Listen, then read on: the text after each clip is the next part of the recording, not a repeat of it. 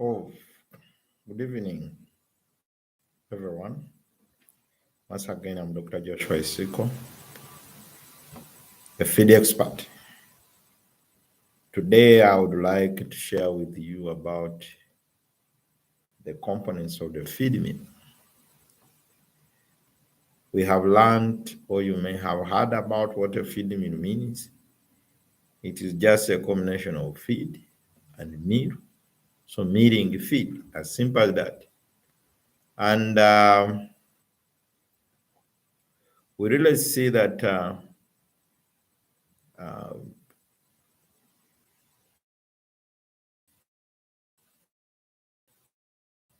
this feed mill has components.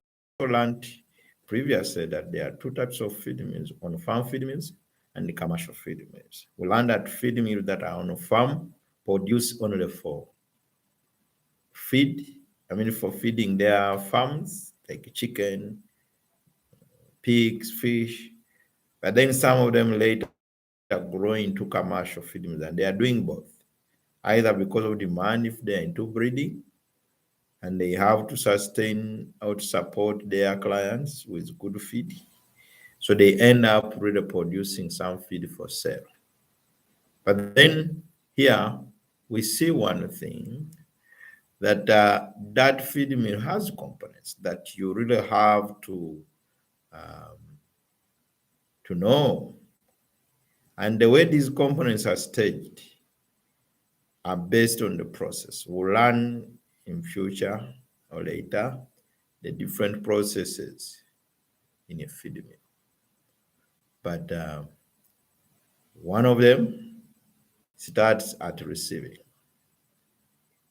because it's a chain. Now I'm going to take you through how the feed mill starts receiving until it gets that feed out. So we have a receiving section. In that section, when materials come in, they test them, they sample, test, check the quality, and weigh all that, all the sorting and rejecting is done in that place. That's where decisions are made whether to stock or not. So that's the receiving section. And that one is exactly at the offloading gate, because a good feed should have two gates, an offloading gate and a loading gate. So offloading to store and loading to take feed. So the receiving section is receiving raw materials, receiving feed ingredients like cotton seed cake, sunflower seed cake, fish meal, and whatever. From there, sometimes certain raw materials need to be cleaned before they are stored. So there is a section, cleaning section, or a component of cleaning raw materials. That's why you find the sieve stands, the winnowing machine to remove out the chaff, to sieve out stones. So the cleaning section comes immediately after the receiving. Sometimes certain raw materials need to go beyond just cleaning. You need to re-dry again. Maybe at the receiving, you noted that when you tested the moisture content was not good enough, was not safe. We recommend the moisture content of raw materials to be below 13%. So 12, 11 is good for two reasons. One, it will not develop molds, but also you will not have weight loss in store. So if you store at 1 ton, it will be 1 ton. But if you store or you put this in the store 1 ton when it is still having high moisture, it continues drying, and by the time you weigh, you have lost about 100 kilograms, especially raw materials like maize bran and maize, but especially maize bran.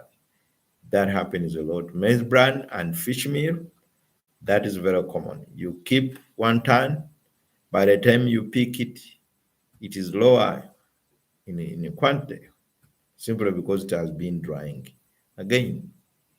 So there is a drying section to make sure, or drying component. So that is very, very important. You should have a component for drying in the field. And after drying or cleaning, next is to store. You need to store your raw materials. The store of a raw material should be different from the store of finished products. Never ever put these things in the same place. You may use feed which resembles soybean meal or sunflower, and you think you are using sunflower. Imagine such kind of a loss. So never ever do such a thing. So separate the stores. The store for the raw materials should be different. We will learn later how do you organize a store to follow what we call FIFO, first in, first out. So do that. And after storage, demarcate a place where you do what we call blending and feeding. That place is where you are measuring things according to the formula you have. So you formulate whether the formula is pinned on the wall or you have it in the book. That place should be spacious enough, should have enough weighing scales. The micro weighing scale and the macro weighing scale should be there.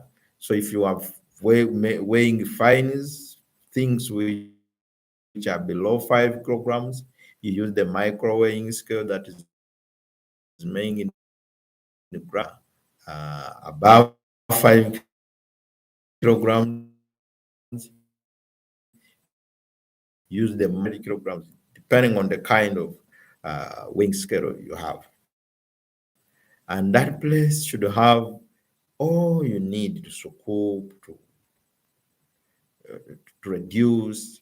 Remember to weigh the smaller quantities, the smaller fines into a bucket or a bag, and separate them, because you need to do what we call pre-mixing them before you pour them on the heap if you are going to use spade mix.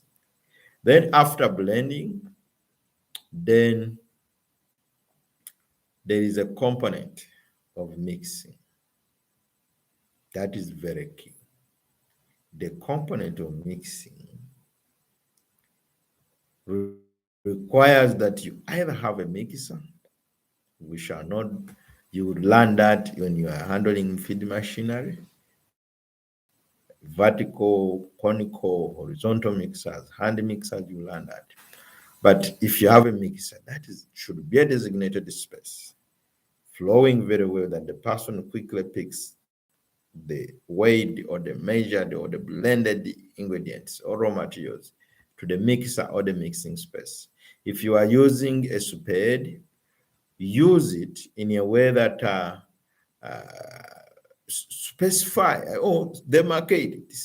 Keep it safe from reach by anyone. Let people who are working there use special shoes. Do not allow anyone to go there, because you may actually mix feed with pathogens and sell disease on top of the nutrients that you are selling, and you kill all your clients. Your clients, remember, in the feed mill are not the people.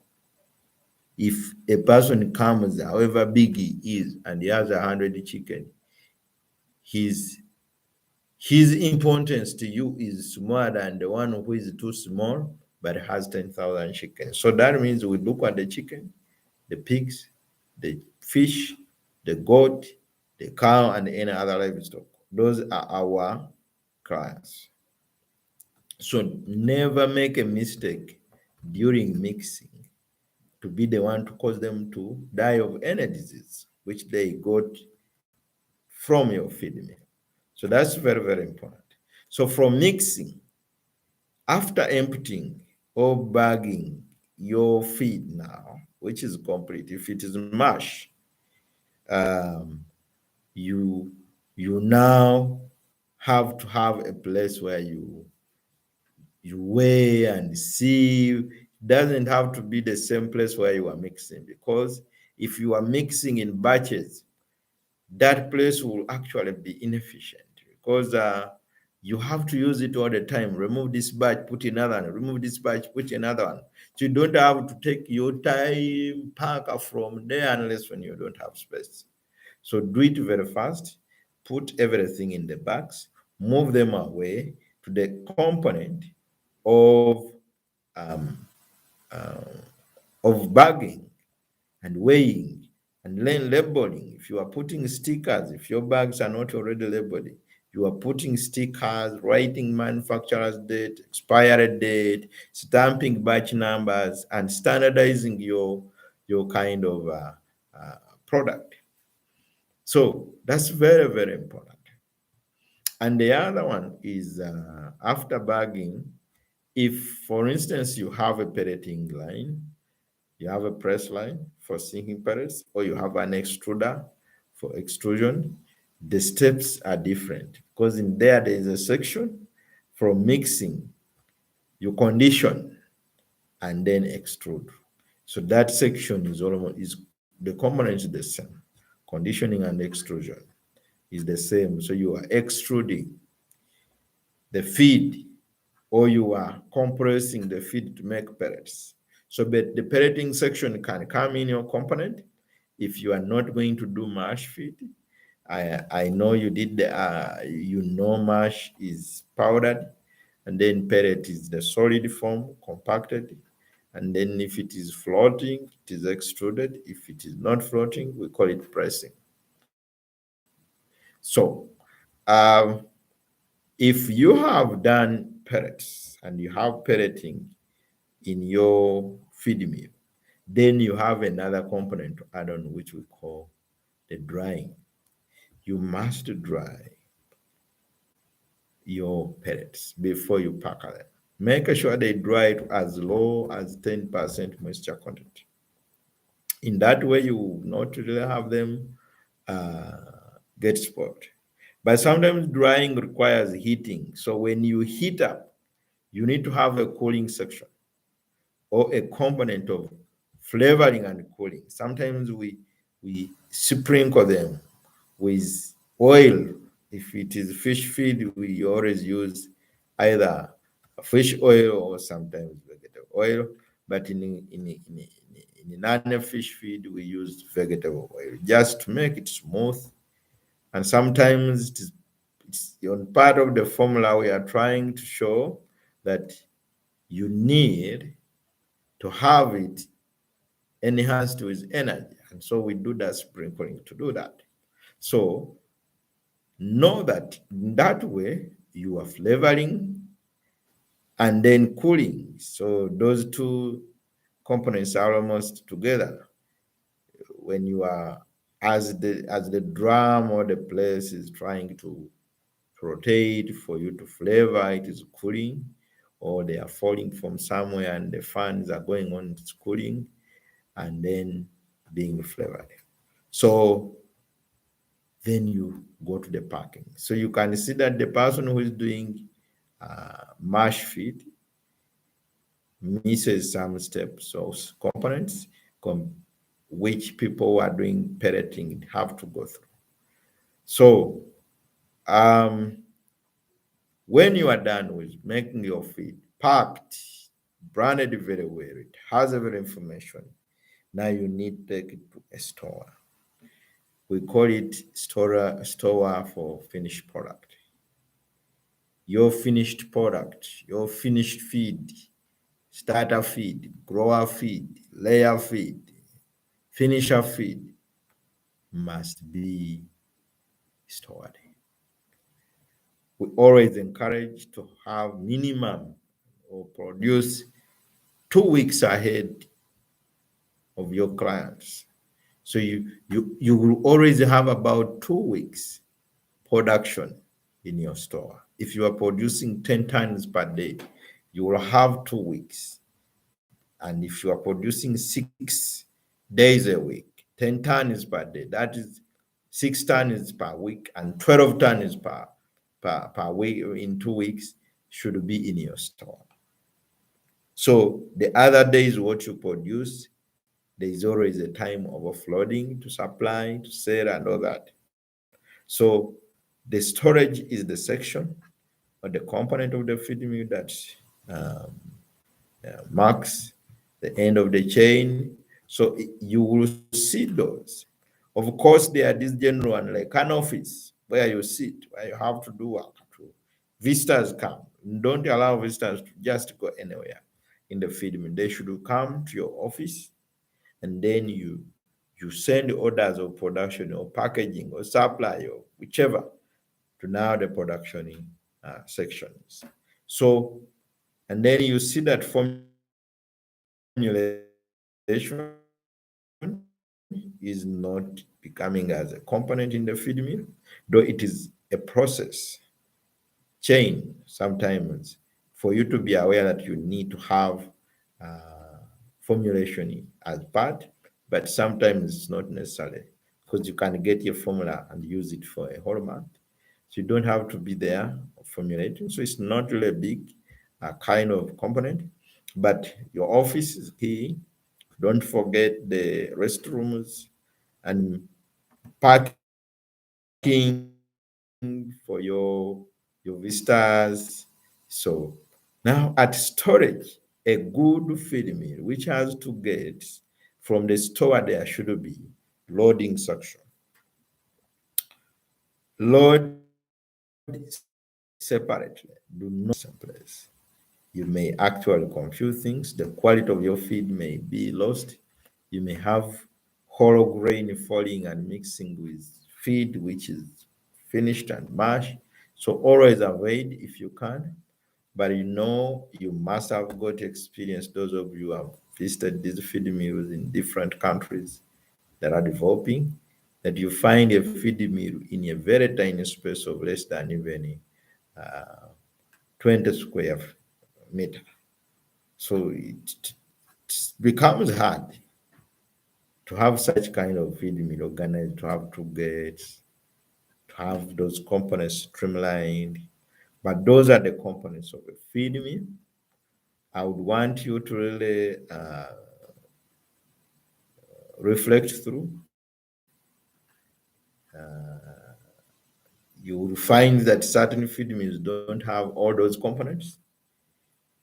They have probably commonly where to mix, where to store feed, ingredients, then that's all.